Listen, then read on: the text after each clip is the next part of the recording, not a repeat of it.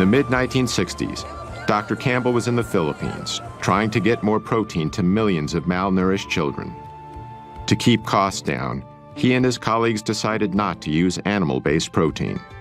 The program was beginning to show success. But then Dr. Campbell stumbled onto a piece of information that was extremely important. It centered on the more affluent families in the Philippines, who were eating relatively high amounts of animal-based foods. But at the same time, they were the ones most likely to have the children who were susceptible to getting liver cancer. This was very unusual, since liver cancers are mainly found in adults. But just the mere fact that they occurred in children said, there's something here. This is pretty significant. Shortly afterward, Dr. Campbell came across a scientific paper published in a little-known Indian medical journal. It detailed work that had been done on a population of experimental rats that were first exposed to a carcinogen called aflatoxin, then fed a diet of casein, the main protein found in milk. They were testing the effect of protein on the development of liver cancer. They used two different levels of protein. They used 20% of total calories, and then they used a much lower level, 5%. 20% turned on cancer, 5% turned it off. This Indian paper, together with what Dr. Campbell had learned about increased liver cancers in children eating animal-based foods, combined to create a decisive moment in his work and his life. Because we learned that animal protein was really good in turning on cancer. During the same time, the way Americans ate was changing, again. The number of fast food franchises was exploding, as more and more overscheduled Americans began using them as a convenient way to feed themselves and their families. While the fast food revolution was sweeping the nation, the rate of cancer deaths in America was continuing to rise.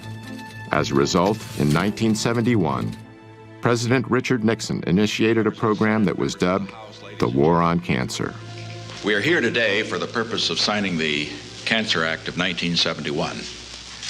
And I hope that in the years ahead, that we may look back on this day and this action as being the most significant action taken during this administration. On the front lines of this new war was Caldwell Esselstyn. By 1978, he was chairman of the Breast Cancer Task Force at the Cleveland Clinic. Yet he soon began to doubt the medical procedures he was using. No matter how many of these operations I was doing for women for breast cancer, I wasn't doing one single thing for the next unsuspecting victim. So Dr. Esselstyn started investigating the global statistics on breast cancer. One of the facts he discovered was that the incidence of breast cancer in Kenya was far lower than it was in the United States. In fact, in 1978, the chances of a woman getting breast cancer in Kenya were 82 times lower than in the U.S. Dr. Esselstyn was even more surprised by the numbers he discovered for some other types of cancer. In the entire nation of Japan, in 1958, how many autopsy-proven deaths were there from cancer of the prostate? 18. 18 in the entire nation. That, to me, was about the most mind-boggling public health figure that I think I'd ever encountered. In the same year, the U.S. population was only about twice the size of Japan's, yet the number of prostate cancer deaths exceeded 14,000.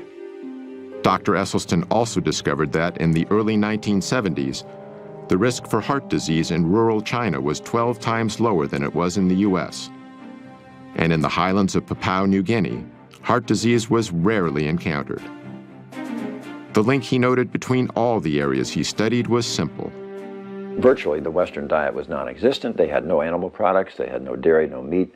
Even more compelling to Esselstyn was some historical data that had long been overlooked. In World War II, the Germans occupied Norway. Among the first things they did was confiscate all the livestock and farm animals to provide supplies for their own troops. So the Norwegians were forced to eat mainly plant-based foods. Now we look at the deaths in Norway, just antecedent to this period, from heart attack and stroke.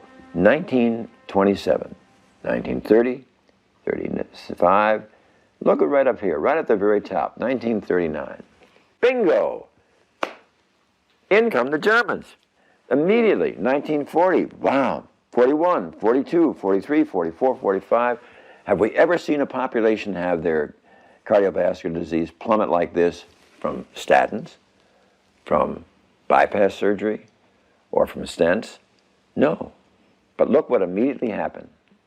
With the cessation of hostilities in 1945, back comes the meat, back comes the dairy, back comes the strokes and heart attacks. I mean, it's such an absolute powerful lesson. But we didn't get it. Because of evidence like this, Dr. Esselstyn was making the same assessment that Dr. Campbell was due to his work in the Philippines, seeing a causal link between animal-based foods and some of our most deadly diseases. But they weren't the only researchers coming to this conclusion. Another was Dr. John McDougall. In the mid-1970s, he began practicing on a sugar plantation in Hawaii. What I observed there was the health of the people differed dramatically depending upon how long they'd been in Hawaii. People who were raised in Japan, the Philippines, Korea, China, first generation, who had moved from their native land, were always trim.